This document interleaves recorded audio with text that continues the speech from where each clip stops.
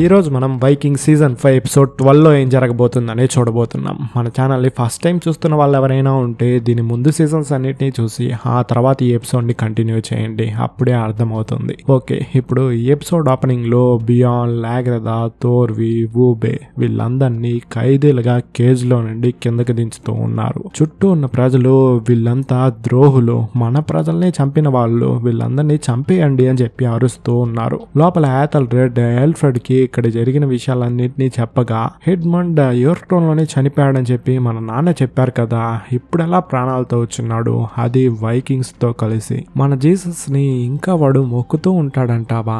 మనకి తెలియలేదు కదా. సరే లోపలికి పిలువాలని మాట్లాడదాము అని చెప్పి చెప్పాడు. హెడ్మండ్ లోపలికి వచ్చిందే జూడిత్ కి నమస్కారం పెట్టి కింగ్ ఆల్ఫ్రెడ్ కి మోకరిల్లాడు. ఆల్ఫ్రెడ్ పైకి లే అని చెప్పి, నువ్వు ఇన్ని రోజులు అక్కడే ఖైదీగా ఉన్నావా అని అడిగాడు. అవును రాజుగారు, అక్కడ చాలా విషయాలు జరిగి రాగ్నర్ యొక్క కొడుకుల మధ్యలోనే గొడవ వచ్చి ఒక పెద్ద సివిల్ వారే జరిగింది, అందులో ఐవర్ గాడే గెలిచాడు అని చెప్పాడు. ఐవరా, ఈ పేరు ఎక్కడో విన్నట్టుంది. రాగ్నర్ తో పాటు వాడు ఇక్కడికి ఒకసారి వచ్చున్నాడు, వాడితో కలిసి నేను చేస్తాడంతా ఆడున్నాను చిన్నప్పుడు. అయితే మీరిప్పుడు ఓడిపోయిన రాగ్నర్ కొడుకులతోనే ఇక్కడికి వచ్చారా అని అడిగాడు. హెడ్మండ్ అవును రాజు గారు అని చెప్పగానే ఆల్ఫ్రెడ్ ఎందుకు వాళ్ళని ఇక్కడికి తీసుకొచ్చావు అని కోపంగా అడిగాడు. హెడ్మండ్ కొంచెం భయంతో నేను వాళ్ళని కాపాడుతానని మాటిచ్చాను, అందుకే ఇక్కడికి తీసుకొచ్చాను రాజుగారు అని చెప్పాడు. ఆల్ఫ్రెడ్ కి వాళ్ళు ఇక్కడికి వచ్చింది నచ్చలేదని చెప్పి వాడి మాటల్లోనే తెలుస్తోంది.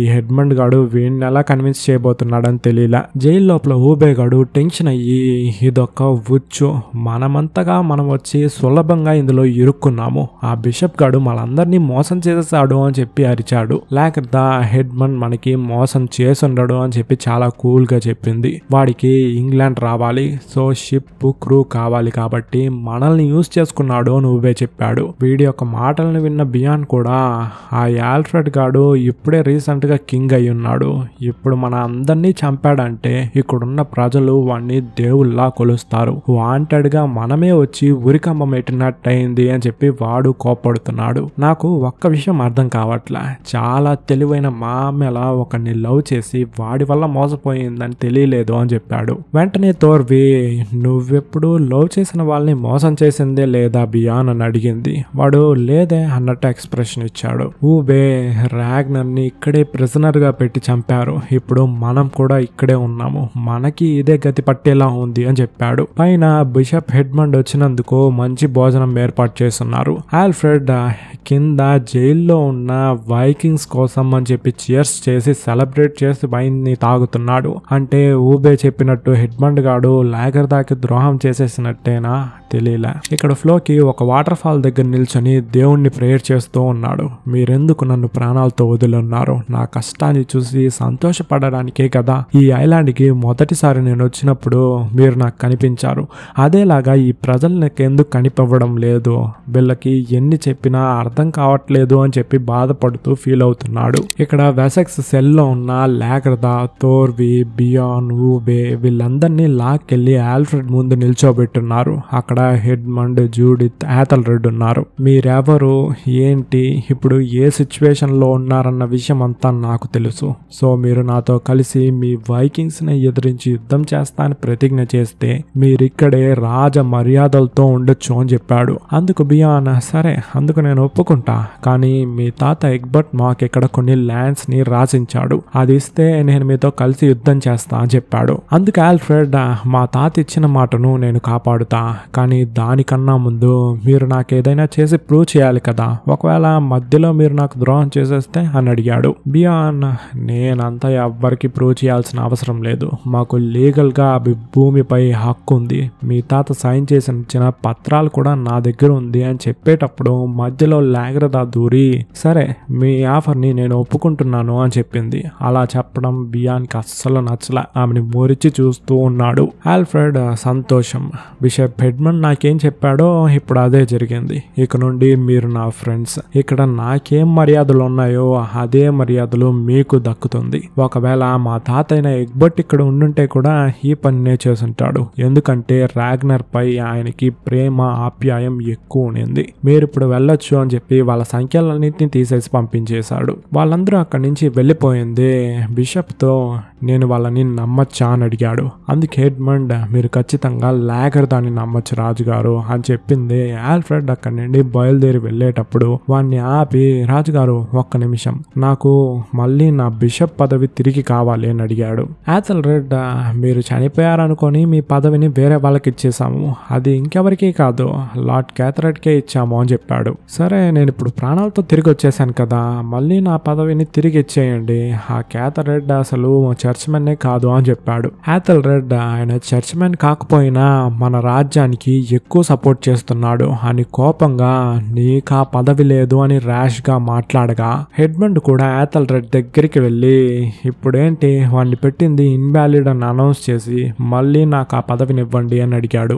ఆల్ఫ్రెడ్ వాళ్ళిద్దరి మధ్యలో దూరి, క్యాథరెడ్ ఈ కింగ్డమ్ కి చాలా యూస్ఫుల్ గా ఉన్నాడు, ఆ పదవి నుండి వాణ్ణి తీసేసి నిన్ను కూర్చోపెట్టడం ఇక్కడున్న ప్రజలకి నచ్చదు, ఎందుకంటే నువ్వు వైకింగ్స్ తో ఉండి వచ్చిన వాడివి, నేను నిన్ను నమ్ముతున్నాను ఎడ్మండ్, అదేలాగా ఇక్కడున్న ప్రజలకి నువ్వు ప్రూవ్ చెయ్యి ఒక చర్చ్మెన్ అని చెప్పి, ఆ తర్వాత నీకు నేనే ఆ పదవిని ఇస్తాను అని చెప్పి వెళ్ళిపోయాడు. క్యాటిగట్ లో సాయంత్రం అందరూ గ్రేట్ హాల్లో భోజనం చేస్తూ ఉన్నప్పుడు ఐవర్ ఫ్రేడిస్ ని తీసుకొచ్చి, నేను ఈ అమ్మాయిని పెళ్లి చేసుకోబోతున్నా, ఇక నుంచి ఈమె మీ యొక్క న్యూ క్వీన్ అని చెప్పాడు. అక్కడ ఉన్న వాళ్ళంతా చీరప్ చేస్తూ ఉన్నారు. కింద కూర్చొని డ్రింక్ చేస్తున్న హెరాల్డ్ విట్సర్క్ తో, వీడివన్నీ చేస్తూ ఉన్నది రాజు పదవిని కాపాడుకోవడానికి, ఒకవేళ వీడికి బిడ్డ పుడితే దాని తర్వాత క్యాటిగట్ ని చనిపోయేదాకా పరిపాలించొచ్చు అనుకుంటున్నాడు అని చెప్పాడు. విట్సర్క్, నువ్వు చెప్పింది సూపర్ ప్లానే, కానీ నువ్వు చెప్పింది జరగదు, ఎందుకంటే వాడికి మొగతనం అని చెప్పి ఆపేశాడు. పక్కన కూర్చున్న మార్గ్రెట్,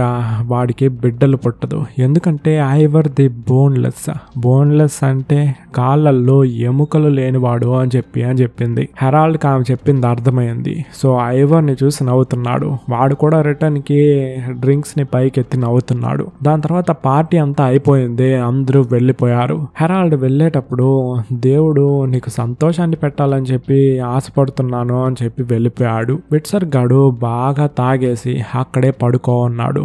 ఐవర్ గట్టిగా, లేరా టైం అయిపోయింది చూడు, ఇంటికి వెళ్ళు అని చెప్పి అరవగా, మంచి నిద్రలో ఉన్నాను, చెడగొట్టేశావు కదరా, నీకు దేవుళ్ళు నిన్ను ఊరికే వదలరు అని చెప్పి శాపాన్నిచ్చి వెళ్ళిపోయాడు. ఐవర్ దాన్ని పట్టించుకోలే. ఆ తర్వాత ఇద్దరు క్లోజ్ గా ఉంటున్నారు. అప్పుడు ఫ్రేడిస్, మన ఇద్దరికి బిడ్డ పుడుతుంది, నేను నీకు ఇంతకు ముందే చెప్పాను కదా, దేవుళ్ళకి నీలాంటి స్పెషల్ పర్సన్స్ అంటే చాలా ఇష్టం అని చెప్పి. ఒక నిమిషం ఆగు, నీలాంటి ఏంటి, నువ్వు ఒక దేవుడివి, ఓడిన్ పక్కనే ఎప్పుడూ ఉంటావు, ఓడిన్కి వాళ్ళ ఫ్రెండ్స్లోనే నువ్వే చాలా ఇష్టమైన పర్సన్, ఎందుకంటే నీ కాళ్ళు ఇలా ఉంది కాబట్టి, నువ్వు ఒక దేవుడివి, ఇక్కడున్న వాళ్ళెవ్వరికీ అది అర్థం కావడం లేదు అని చెప్పి వాడొక దేవుడు అని ఎలా ఫీల్ అయిపోయేంతగా మాట్లాడి వాడి కత్తిని తీసి చేతిని కోసి నీ రక్తంతోనే ఒక బిడ్డని పుట్టిస్తా, అప్పుడు నువ్వు దేవుడని నమ్ముతావు అని చెప్పి ఆ రక్తాన్ని నాకింది. ఇక్కడ ఎడ్మండ్ వాడి యొక్క చర్చికొచ్చి చూస్తే అక్కడున్న ప్రీస్ట్, అదే జూడిత్ కి చదువు చెప్పించిన వాడు, ఆల్ఫ్రెడ్ ని రోమ్ దేశానికి తీసుకెళ్లిన వాడు అని చెప్పి పోయిన ఎపిసోడ్ లో చెప్పాను కదా, వాడే ఉన్నాడు. నీకు ఈ పదవిలో ఉండడం గర్వంగా ఉంది అని చెప్పి నాకు తెలుసు, కానీ నీలో ఎంత పెద్ద కళ ఉందని చెప్పి నేను ఎప్పుడు ఊహించలేదు అని చెప్పాడు. నాకు ఇలాంటి అంబిషన్స్ అంతా ఏమీ లేదు ఎడ్మండ్, దేవుడు మన జీవితంలో కొన్ని విచిత్రాలు చేసి పాపాలకి ప్రాయశ్చిత్తం వెతుక్కోమంటాడు. నేను నా జీవిత కాలంలో చాలా పాపాలు చేశాను, అందుకని ప్రాయశ్చిత్తమే ఇది అని చెప్పాడు. ఈ పదవిపై నీకు ఆశ నిందని చెప్పి నాకు ముందే తెలుసురా, నాకు నీ గురించి తెలియకుండా ఉంటుందా, ఈ చర్చికే ప్రిన్స్ గా ఉండడం ఒక విధమైన మత్తు, దాన్ని నువ్వు రుచి చూసేసావు, ఈ రోజుతో ఆ మత్తును వదిలేసి ఈ పదవి నుంచి తప్పుకో అని చెప్పాడు. వెంటనే క్యాథరెడ్, ఆ ఏథన్ వుల్ఫ్ చావు తర్వాత వాడి యొక్క కొడుకు పదవిలోకి వచ్చిన మొదటి రోజే చర్చికి ప్రమాదం వచ్చేసింది. లాటిన్ లాంగ్వేజ్ లో ఉన్న బుక్స్ అన్నిటిని ఇంగ్లీష్ లోకి మార్చమని చెప్పాడు. అది ఇక్కడున్న ప్రీస్ట్స్ కి మంత్రులకి అస్సలు నచ్చలేదు అనే విధంగా చెప్పగా, ఎడ్మండ్, అయితే మీ చర్చిలో ఉన్న వాళ్ళు ఆల్ఫ్రెడ్ ని కింగ్ పదవి నుంచి తీసేస్తారంటున్నావు అంతే కదా అని అడిగాడు. క్యాథరెడ్ నేనెప్పుడు అలా చెప్పాను, హెడ్మండ్ అలా అంతా చెప్పకూడదు అని నవ్వి అక్కడి నుండి వెళ్ళిపోయాడు. ఫ్లోకి ఐలాండ్ లో వర్షాకాలం స్టార్ట్ అయిపోయింది. వాళ్ళ పంటంతా నాశనం అవ్వడం ఎవిండ్ ఫ్యామిలీ వాళ్ళు వచ్చి చూస్తూ ఉన్నప్పుడు ఎవిండ్ కొడుకుని చంపిన కెటిల్ యొక్క కొడుకు అక్కడికి వచ్చి, నేను వాడిని చంపలేదు, అదొక యాక్సిడెంట్, కానీ మీరు మా తమ్ముని చంపారు, అది అసలు న్యాయమే కాదు అని చెప్పాడు. అందుకు ఎవిండ్ ఫ్యామిలీలో ఉన్న ఒకడు, మేము మీ తమ్ముని చంపలేదు, తప్పుగా అపార్థం చేసుకోకండి అని చెప్పేటప్పుడు మధ్యలో ఎవిండ్ దూరి, ఫ్రోడీ నువ్వు ఒక మంచి పిల్లోడు, నా యొక్క కొడుకు లాగే, ఇంకోసారి నాతో అలా మాట్లాడితే మన కమ్యూనిటీలో ఇంకొక చావు పడుతుంది అని చెప్పి బెదిరించాడు. మీకు ఈ కమ్యూనిటీ గురించి అసలు అక్కర ఉందా అని ఫ్రోడీ అడిగాడు. నాకున్నంత అక్కర ఇక్కడ ఎవ్వరికీ లేదని చెప్పి ఆ తెలివి తక్కువ దద్దమ్మ ఫ్లోకీకి తెలీదు, మీకు అర్థం కాదు, ఫస్ట్ నువ్వు ఇక్కడి నుంచి వెళ్ళిపో అని చెప్పి తరిమేశాడు. ఫ్లోకి కెటిల్ కూతురుతో, నేను అబద్ధాలు చెప్పి అందరినీ ఇక్కడికి తీసుకొచ్చాను అని చెప్పి నువ్వు అనుకుంటున్నావు కదా, నేను ఇక్కడికి వచ్చినప్పుడు నాకు దేవుళ్ళు కనిపించారు, ఒకవేళ అది నా యొక్క బ్రహ్మ కూడా అయిండొచ్చు, కానీ మిమ్మల్ని అందరినీ ఇక్కడికి తీసుకొచ్చి కష్టపెడుతున్నాను. ఊబే చెప్పినట్టు నేను తెలివి తక్కువ దద్దమని ఒక ఫూల్నే అని చెప్పి ఏడుస్తూ ఉన్నాడు. క్యాటికట్లో ఫ్రీడీస్ అక్కడ పనిచేస్తున్న ఒక బానిసని రూమ్ లోకి తీసుకొచ్చి వాడితో క్లోజ్ గా ఉండి వాడి మూలంగా బిడ్డ పుట్టించుకోబోతూ ఉంది. ఎందుకంటే ఆమె చెప్పినట్టు ఐవర్ ఒక దేవుడే అని చెప్పి ప్రూవ్ చేయడానికి. వెసెక్స్ మార్కెట్ ప్లేస్ లో హెడ్మండ్ అండ్ లాగ్రదా సీక్రెట్ గా మాట్లాడుకుంటున్నారు. నా యొక్క బిషప్ పదవి పోయింది అండ్ కొత్తగా బిషప్ గా వచ్చిన క్యాథరెడ్ ఆల్ఫ్రెడ్ ని కింగ్ పదవి నుంచి తీసేసి వాడిని చంపాలనుకుంటున్నాడు. వాడితో పాటు ఇంకా ఎవరెవరు ఉన్నారని చెప్పి నేను తెలుసుకోవాలి అని చెప్పి బయలుదేరాడు. తర్వాత జూడిత్ తన కజిన్ కూతురైన ఎల్స్విత్ ని ఆల్ఫ్రెడ్ కి పెళ్లి చేసి పెడదామని చెప్పి తీసుకొచ్చింది. యాక్చువల్ గా ఈ ఎల్స్విత్ ఎవరంటే యోర్క్ టౌన్ లో ఏథన్ వుల్ఫ్ ని వాడి కొడుకుని పంపించేసి వాడి ప్రాణాలను అర్పించాడు కదా, వాడి యొక్క కూతురే. ఏథెల్రెడ్ ఆమెను వెల్కమ్ చేసి, కింగ్ ఒక ముఖ్యమైన మీటింగ్ లో ఉన్నారు, సో మీరు వెళ్ళి రెస్ట్ తీసుకోండి, తర్వాత వచ్చి మమ్మల్ని మీట్ అవుతాడు అని చెప్పాడు. మీటింగ్ లో ఆల్ఫ్రెడ్, నేను అప్పుడు చెప్పింది ఇప్పుడు చెప్తున్నా, మిమ్మల్ని మీరు ప్రూవ్ చేసుకోండి, అప్పుడు మా తాత ఇచ్చిన ల్యాండ్ ని మీకు ఇస్తా అని చెప్పాడు. బియాన్ అండ్ బే ఎగ్బర్ట్ ఇచ్చిన పత్రాన్ని చూపించి, మేము నీకేమీ ప్రూవ్ చేయాల్సిన అవసరం లేదు, ఆల్రెడీ లీగల్ గా ఈ భూమి మా పేరు పైన ఉంది అని చెప్పాడు. అందుకే ఎగ్బర్ట్, ఇది మా తాత సంతకమే అయినప్పటికీ ఆయన సంతకం పెట్టినప్పుడు ఆయన కింగ్ కాదు, మీరు వచ్చే కొద్ది నిమిషాలకు ముందు ఆయన పదవిని మా నాన్న అయిన ఏథన్ వుల్ఫ్ కి ఇచ్చేశాడు, సో ఈ పత్రం చెల్లదు, కానీ నేను మీకు ఆ భూమిని ఇవ్వగలను, మీరు నాకు వైకింగ్స్ ని ఎదిరించి యుద్ధం చేసి గెలిపించారు అంటే నేనే స్వయంగా ఆ ల్యాండ్ ని మీకు ఇస్తాను అని చెప్పాడు. ఓవే అయితే ఇప్పుడు ఇందులో సైన్ చేయి, మేము నీకు ఖచ్చితంగా హెల్ప్ చేస్తాము అని చెప్పాడు. ఆల్ఫ్రెడ్, నేను మిమ్మల్ని ఇక్కడ ఉండనిచ్చిందే ఇక్కడున్న చర్చ్మెన్ కి ప్రజలకి అస్సలు నచ్చలా, రిస్క్ తీసుకొని నేను ఈ పని చేశాను, దీని తర్వాత ఈ భూమిని కూడా మీకు ఇచ్చాను అంటే నా సంగతి అంతే అని చెప్పాడు. ఊబే, మీ తాత మా నాన్నని మోసం చేశాడు, నువ్వు ఇప్పుడు అబద్ధం చెప్పలేదు అని చెప్పి మేమెలా నమ్మడం అని అడిగాడు. ఆల్ఫ్రెడ్, నేను అబద్ధం చెప్పడం లేదు, మీతో నిజాయితీగా నడుచుకున్నా కాబట్టే మీరు నా కోటలో ప్రాణాలతో ఉన్నారు, సో మీరు నాకు ప్రూవ్ చేయండి, అప్పుడు ఆ ల్యాండ్ ని మీకు ఇస్తాను, నాకు ఇప్పుడు టైం అవుతూ ఉంది, నేను పెళ్లి చేసుకునే అమ్మాయిని చూడాలి అని చెప్పి వాడి కోర్ట్ రూమ్ కి వెళ్ళి అక్కడ జరిగే పార్టీలో ఎల్స్విత్ తో మాట్లాడుతున్నాడు. మీ నాన్న యోర్క్ టౌన్ లో జరిగిన యుద్ధంలో మా నాన్నని నన్ను కాపాడి బయటికి పంపి వైకింగ్స్ చేతిలో వీర మరణం చెందాడు అని చెప్పాడు. అందుకు ఆమె, మీరు చెప్పిన విషయం ఏది నాకు తెలియదు, యుద్ధంలో మా నాన్న చనిపోయాడన్న వార్త మాత్రమే నా చెవికి వచ్చింది, అండ్ వైకింగ్స్ వల్ల మా నాన్న చనిపోయాడు అని చెప్తున్నారు, ఈ కోర్ట్ రూమ్ లో ఉన్న వీళ్ళిద్దరు ఎవరు అని అడిగింది. అందుకు ఆల్ఫ్రెడ్, వీళ్ళు రాగ్నర్ యొక్క కొడుకులు, మన పైకి ఎవరైనా వైకింగ్స్ వస్తే వాళ్ళని ఎదిరించి మన కోసం యుద్ధం చేస్తారు అని చెప్పాడు. బియాన్ని చూపించి, అదిగా అక్కడ ఉన్నాడే వాడి పేరేంటి అని అడిగింది.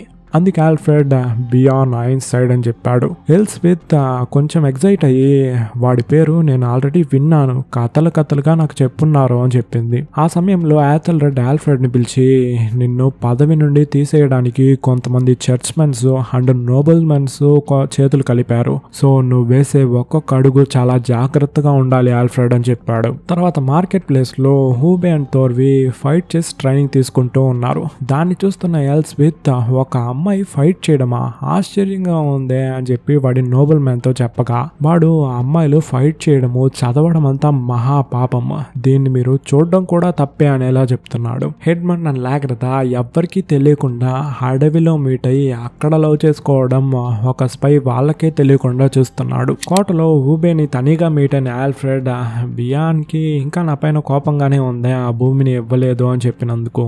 ఇప్పటికిప్పుడు ఆ భూమిని మీ పైన రాసిచ్చాను అంటే ఇక్కడున్న ప్రజలు నన్ను ఊరికే వదలరు, కానీ అందుకు ఒక మార్గం ఉంది. నువ్వు నీ ఓడిన దేవుణ్ణి పూజించడం ఆపి క్రిస్టియన్ గా మా ప్రజల ముందు మారితే ఆ ల్యాండ్ ని ఇప్పటికిప్పుడు ఇస్తాను అని ఎలా చెప్పాడు. ఊబే నేను మా దేవుడు లేదు అని చెప్పి మీ యొక్క క్రిస్టియన్ సిలువని నా మెడలో వేసుకోవాలా అని అడిగాడు.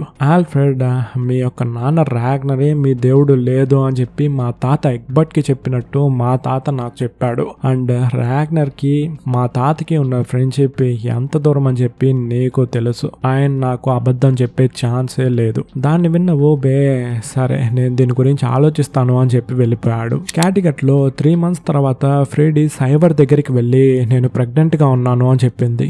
ఐవర్ కి షాకు, నా బ్లడ్ వల్ల పిల్లలు పుట్టిందా అని చెప్పి సంతోషపడుతున్నాడు. దాని తర్వాత ఆ రోజు రాత్రి నిద్రపోతూ ఉన్నప్పుడు ఏదో ఒక అమ్మాయి మొహం కనిపించలేదు, కత్తి తీసి వాడి గుండెలోనే పొడిచి వాడిని చంపినట్టు కల.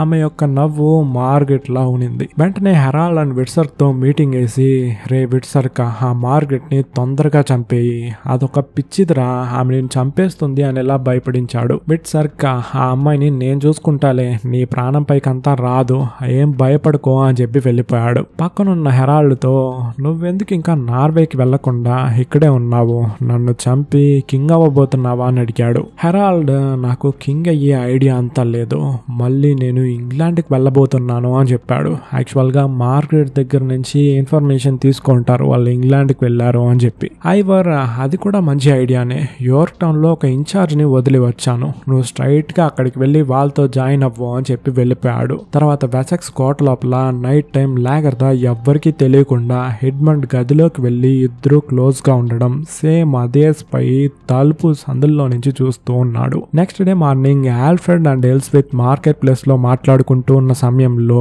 ఆల్ఫ్రెడ్ కి ఏదో పని పడి అక్కడి నుండి వెళ్ళిపోయాడు. ఈమె బియాన్ని పెట్టిన కళ్ళు వదలకుండా చూసేసి వాడి దగ్గరికి వెళ్ళి నువ్వే బియాన్ అయిన సైడ్ అని అడిగింది. అందుకు వాడు కూడా అవును అని చెప్పాడు. వీళ్ళిద్దరి మధ్యలో లవ్ స్టార్ట్ అయ్యేట్టుగా ఉంది. హెడ్మన్ లాగ్రదాతో కలిసి పాపాలు చేస్తున్నాడు అని చెప్పి క్యాథరెడ్కి తెలిసిపోయింది. వాడు వెంటనే యాక్షన్ తీసుకోకుండా ఫస్ట్ వార్నింగ్ ఇద్దామని చెప్పి వాడికి లెటర్ రాసి పంపాడు. ఇక్కడ మార్గరెట్ విట్సర్క్ తో నువ్వు ఐవర్ని చంపి కింగ్ అయిపో, నేను క్వీన్ అయిపోతా. ఊబే కూడా సేమ్ సజెషన్ చెప్పా బియాన్ని చంపి అని చెప్పి. వాడు పిరికోడు, నా మాట వినలేదు, నువ్వైనా నా మాట విను అని చెప్పి పిచ్చి పిచ్చిగా వాగుతూ ఉంది. వాడు సరే సరే అలాగే చేస్తాను అని చెప్పి ఆమెను ఓదార్చి బెడ్ పై పనుకోబెట్టి అక్కడి నుంచి వెళ్ళిపోయాడు. వెసెక్స్ లో నైట్ టైం ఎవ్వరికీ తెలియకుండా ఎల్స్విత్ బియాన్ రూమ్ కి వెళ్ళి వాడితో క్లోజ్ గా ఉండింది. సేమ్ టైం ఇక్కడ క్యాటిగట్ లో నిద్రపోతున్న మార్గరెట్ ని ఐవర్ యొక్క మనుషులు వచ్చి చంపుతున్నారు. వాడికి అలా కళ్ళొచ్చింది కదా, అప్పటి నుండి వాడు భయపడుతున్నాడు. సో ఆమెను చంపేస్తే బెటర్ అని చెప్పి చంపేశాడు. తర్వాత క్యాథరెడ్ రాసిన లెటర్ హెడ్మండ్ కి వచ్చి చేరింది.